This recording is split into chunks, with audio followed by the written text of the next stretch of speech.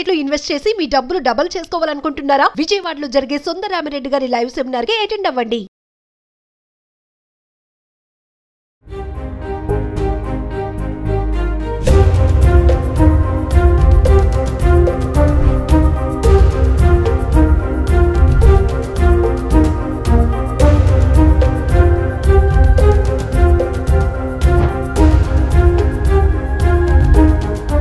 నమస్తే, welcome to Suman TV. Maha Kumbh Mela Hindu మతంలో అతిపెద్ద పవిత్రమైన పురాణాలలో ఒకటి. 12 సంవత్సరాలకి వచ్చే ఈ శుభకార్యానికి కోట్ల మంది భక్తులు వస్తున్నారు అంటే అందులో ఎంత విశిష్టత ఉంది. మరి కుంభమేళ యొక్క ఆ పవిత్రమైనటువంటి ఆ ఘట్టానికి చరిత్ర ఏముంది? ఎందుకు అంత పరమ పవిత్రమైనది ఆ నది? అక్కడ ఎందుకు అంతమంది వచ్చి స్నానం ఆచరిస్తూ ఉంటారు? మరి దీని అంతటిపైన మాట్లాడడానికి ఈరోజు మనతో పాటు స్టూడియోలో ఉన్నారు ఆధ్యాత్మిక గురువులు, జ్యోతిష్య పండితులు శ్రీ శ్రీ శ్రీ సుభాష్ శర్మ గారు. మరి గురుగారితో మాట్లాడదాం.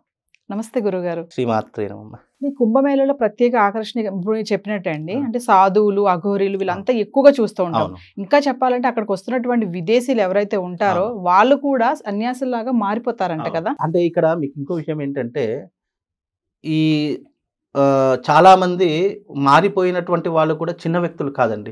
ఇక్కడ ప్రతి ఒక్కరు సన్యాసం తీసుకున్నటువంటి ప్రతి ఒక్కరు కూడా ఐఏఎస్లు, ఐపీఎస్లు, కలెక్టర్లు, ఇంజనీర్లు, డాక్టర్స్, ఇలా ఉన్నత చదువులు చదువుకున్నటువంటి ఉన్నతమైనటువంటి స్థితిలో ఉన్నటువంటి వ్యక్తులు కూడా ఈ కుంభమేళలో చాలా మంది ఆఖాడీలుగా మారిపోతారు. ఆఖాడీ అంటే ఏంటంటే నాగసాధువులుగా మారిపోతున్నారు. అంటే వాళ్ళకు ఇప్పుడు మనకు ఎలాగైతే మనం ఒక చదువు నేర్చుకోవడానికి మనకు ఒక స్కూల్ ఎలాగైతే ఉంటుందో అలాగే వాళ్ళకు ఆఖాడి అని చెప్పేసి నాగసాధువులకు ఎలా ఉండాలి, ఏ రకమైనటువంటి జీవన విధానం ఉండాలి అని అన్ని నేర్పించేటటువంటి దాన్ని ఆఖాడి అంటారు.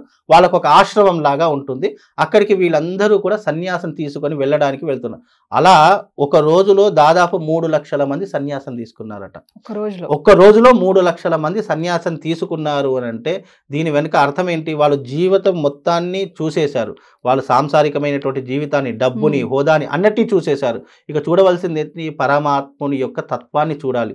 పరమాత్ముడి యొక్క తత్వాన్ని చూడాలి అన్నప్పుడు సన్యాసమే దానికి సరైనటువంటి మార్గము అని చెప్పేసి మన పురాణాల్లో కూడా ఉంది. పురాణాల్లో ఏంటంటే సాంసారిక జీవితం అయిన తర్వాత నువ్వు సన్యాస ఆశ్రమాన్ని కూడా స్వీకరించాలి. అలా స్వీకరించినప్పుడు నీకు పరమాత్ముడు అనేటటువంటి వాడు దగ్గరగా ఉండి నువ్వు ఆయనలో లీనమైపోతావు అని చెప్పేసి కూడా చాలామంది, ఇప్పుడు జగదురు శంకరాచార్యులు ఏంటి, పోతులూరి వీరబ్రహ్మేంద్ర స్వామి వారు ఏంటి, ఇలా చాలామంది సన్యాసం ఎందుకు తీసుకుంటారు, ఏ రకంగా గృహస్థాశ్రమాన్ని వదిలిపెడతారంటే భవబంధాల నుండి ఎప్పుడైతే నువ్వు విముక్తి పొందగలుగుతావో అప్పుడు సన్యాస ఆశ్రమాన్ని నువ్వు స్వీకరించగలుగుతావు. సన్యాస ఆశ్రమాన్ని స్వీకరించగలుగుతున్నావు అని అంటే నీకు ఇక వేరే ప్రపంచం అనేటటువంటిది కనిపించదు. నీకు భగవతత్వం ఒకటి మాత్రమే కనిపిస్తుంది. 3 లక్షల మంది తీసుకున్నారు అంటే వాళ్ళు తీసుకున్న ప్రతి ఒక్కరూ కూడా మనలాంటి సాధారణమైన మనుషులు కాదు. ఐఏఎస్లు, ఐపీఎస్లు, కలెక్టర్లు, డాక్టర్లు అంటే ఇక్కడ మనం అర్థం చేసుకోవాలి ఈ కుంభమేళలో ఎంతమంది సన్యాసులుగా మారిపోతున్నారు, ఎంతమంది అఘోరీ నాగసాధువులుగా మారిపోతున్నారు. అలా మారిపోయినప్పుడు వాళ్ళ యొక్క జీవన విధానం అంతా కూడా వేరే రకంగా ఉంటుంది. ఇక మన మనుషుల జీవితంలాగా ఉండదు.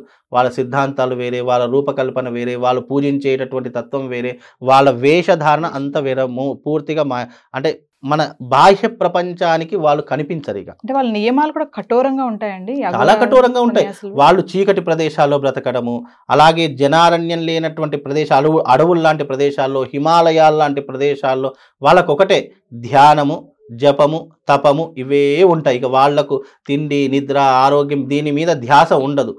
ఈ ధ్యాసలు ఎవరైతే మన శరీరం మీద ధ్యాస వదిలేసి భగవంతుడి మీద ధ్యాస పెడతారో వాళ్ళు భగవంతుడికి యూనివర్స్కి కనెక్ట్ అయిపోతారు.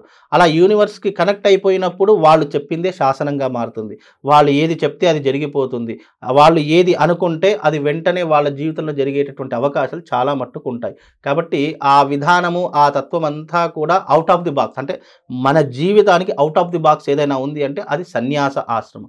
అందుకే చాలామంది సన్యాసం తీసుకున్నటువంటి విషయాలు మనకు కనిపిస్తాయండి. అంటే మీరు చెప్పినట్టుగా గురుగారు, ఇప్పుడు డబ్బు కంటే విలువలే ముఖ్యం అని చెప్పేసి చాలా మంది, అంటే ఎంతో నైపుణ్యం కలిగినటువంటి మీరు అన్నట్టుగా డాక్టర్లు, ఇంజనీర్లు కూడా, ఐఏఎస్లు కూడా సన్యాసం తీసుకోవడం కూడా చూస్తున్నాం మనం కుంభమేళలో చాలా మంది. నేను ఆర్టికల్స్ లో చూసానండి. అంటే ఎట్లా అండి వాళ్ళు మొత్తానికి దానికి డైవర్ట్ అయిపోతారా? ఇంకా అంటే జీవితంలో ఎప్పుడైనా ఒకటి గుర్తుపెట్టుకున్నామా, మనము ఈ శరీరము, మనకున్నటువంటి వ్యామోహాలు, మనకున్నటువంటి ఇష్టాలు ఎంతవరకు కావాలో అంతవరకు మనం అనుభవించామనుకోండి, ఇక దాని మీద విరక్తి పుడుతుంది. ఒక డబ్బున్నటువంటి వాడు ఉన్నాడు అనుకోండి, వాడు పుట్టినప్పటి నుంచి డబ్బుని చూసి చూసి చూసి అబ్బా ఈ డబ్బులు ఇక నాకు ఈ డబ్బు చూస్తేనే విరక్తి పుడుతుంది అనేటటువంటి ఆలోచన మైండ్ సెట్ వస్తుంది. ఒక సాంసారికమైనటువంటి జీవితంలో ప్రేమను అనుభవించి అనుభవించి అబ్బా ఈ ప్రేమను నేను తట్టుకోలేను అనేటటువంటి విరక్తి ఎవరి జీవితంలోనైతే విరక్తి అనేటటువంటిది పుడుతుందో అప్పుడు ఆ యొక్క మనిషి జీవితానికి ఇక సన్యాస ఆశ్రమం ఒకటే మార్గము అనేటటువంటి ఆలోచనకు వెళతాడు. ఆ ఆలోచనకు వెళ్ళిపోయినటువంటి మానవుడు వారి యొక్క స్థితిని మార్చుకోవడానికి ఇలాంటి గురువులను ఆశ్రయించడం, అలాంటి తత్వాన్ని నేర్చుకోవడము ఇవన్నీ కూడా జరుగుతూ ఉంటాయి. ఏ వ్యక్తి అయినా సరే, ఒక మనిషి తన జీవితంలో చూడవలసినటువంటివన్నీ చూశాడు. ఒక వ్యక్తి అంతెందుకంటే ఇప్పుడు వాళ్ళు తీసుకున్నటువంటి ఆకాడిలోనే ఒక డాక్టర్ కానీ ఒక ఇంజనీర్ వాడు డబ్బుని చూశాడు, ఆనందాన్ని చూశాడు, సాంసారికమైనటువంటి జీవితాన్ని ఆస్వాదించాడు, పిల్లలు మనమళ్ళు మనమరాలు అన్నీ చూసేశాడు. ఇక చూడవలసింది ఏముంటుంది అతని జీవితంలో? ఏమీ లేదు. ఇక కాస్త ఈ జీవితాన్నైనా సరే మనం భగవంతుడి వైపు మరలిద్దాము, ఈ మిగిలిన జీవితాన్ని భగవంతుడికి లీనం చేద్దాము అనే ఒక కాన్సెప్ట్ ఉండి ఈ సన్యాస ఆశ్రమం అనేటటువంటిది పుడుతుంది. ఆ సన్యాసం ఒక్కసారి స్వీకరించామా ఇక మనకు పిల్లలు లేరు, చుట్టాలు లేరు, బంధువులు లేరు, డబ్బు లేదు, ఏమీ కూడా గుర్తుకు రాదండి. అంత విశేషమైనటువంటిది అది తీసుకోవాలన్నా కూడా దానికి చాలా గట్స్ కావాలి. అది అలాంటి ఆశ్రమాన్ని స్వీకరించాలి అంటే భవబంధాల నుండి మనం బయటపడాలి.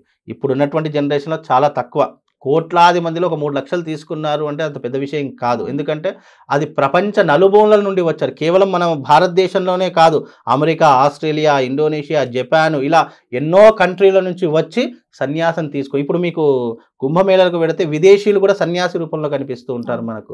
అలాంటి గొప్పనైనటువంటి వాళ్ళు, గొప్ప చదువులు చదువుకున్నటువంటి వాడు సన్యాసం తీసుకున్నారంటే అందులో ఏదో ఒక మ్యాజికల్ ఇన్స్టెంట్ ఉంటుంది. భగవంతునికి మానవుడికి ఒక మ్యాజికల్ ఇన్స్టెంట్ అనేటటువంటిది ఉంది కాబట్టే అంతమంది విశ్వసిస్తున్నారు, అంతమంది నమ్ముతున్నారు. అది చిన్న విషయం కాదు. అందులో ఒక సాధువు ఉన్నారు గురువుగారు, 9 సంవత్సరాలు తన కుడి చేయిని అలానే పైకి నిలబెట్టారంట. వేళ్ళన్ని ఇట్లా తిరిగిపోయి ఉన్నాయి. ఇంకొక ఆయన 45 కేజీలు నెత్తి మీద మోయడం అంటే మామూలు విషయం అంటే రుద్రాక్షలు మోస్తున్నారు. అంటే వాళ్ళ సిద్ధాంతాలు పద్ధతులు ఎలా ఉంటాయంటారు? వీళ్ళకు శరీరం మీద ధ్యాస ఉండదు, అందం మీద ధ్యాస ఉండదు. వాళ్ళకేంటి ఇవన్నీ కూడా శివతత్వాలలో ఉన్నటువంటి అంతర్లీనాలు అని అంటారు. ఇప్పుడు మీరు ఇవే చూస్తున్నారేమో, చాలా మంది ఒక్కొక్కళ్ళు అయితే ఆ తల మీద 300 కేజీలు 400 కేజీలు బరువు అని అంటున్నారు, లేదు అని అంటే 150 కిలోల బరువు అంటున్నారు. ఆ బరువులే కాదు, చాలా మంది సన్యాసులు, అఘోరీలు, నాగసాధువులు కఠోరమైనటువంటి దీక్ష. ఒక వ్యక్తి అయితే దాదాపు 3 సంవత్సరాల నుంచి కేవలం మంచినీళ్ల మీద ఆధారపడి ఉన్నటువంటి ఒక అఘోరి నాగసాధువు కూడా ఈ రోజున కుంభమేళలో కనిపిస్తున్నాడు. అంటే అలాంటి ఇవి చాలా చిన్న విషయాలమ్మా. ఇప్పటికీ మీరు కుంభమేళకు వెళితే మనం ఎప్పుడు చూడలేనటువంటి వారు, కని విని ఎరుగనటువంటి వింతనైనటువంటి అఘోరీలు, నాగసాధువులు ఇలా ఎంతో మంది కనిపిస్తారు. ఇవి చాలా సింపుల్, అంటే మనం ఇప్పుడు చూస్తున్నాం కాబట్టి మనకు కొత్తగా అనిపిస్తుంది.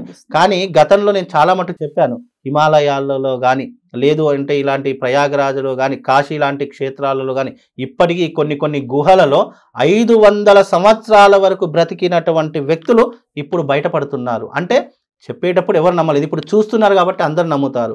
ఇప్పుడు ఒక వ్యక్తి 3 సంవత్సరాల నుంచి చేయి పైననే పెట్టి దిగకుండా ఉన్నారు అంటే నాట్ ఏ జోక్ కదా. కాబట్టి ఇవి కంటితో చూస్తే నమ్ముతాము, ఇలా టీవీలలో వస్తే నమ్ముతాము. కానీ ఇదే విషయం హిందూ పురాణాలలో ఇప్పుడు కాదు, కొన్ని వందల వేల సంవత్సరాల క్రితమే చెప్పినటువంటి దాఖలాలు ఉన్నాయి. ఎవరు నమ్మలేదు.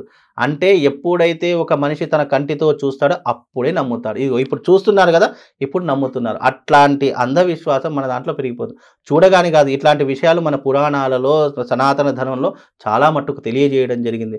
అందులోనూ ఆడవాళ్ళు కూడా అఘోరీలుగా మారిపోయి ఎంతోమంది ఎన్నో రకాలైనటువంటి రూపాల్లో మనకు కనిపిస్తున్నారు.